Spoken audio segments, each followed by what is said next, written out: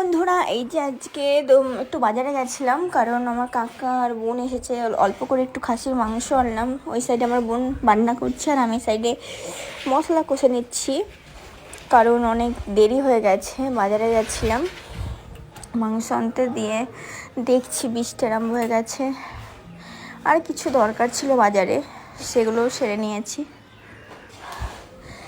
সারতে সারতে বৃষ্টি আরম্ভ হয়ে গেছে। আবার একটা দোকানে দাঁড়িয়েছিলাম কিছুক্ষণ।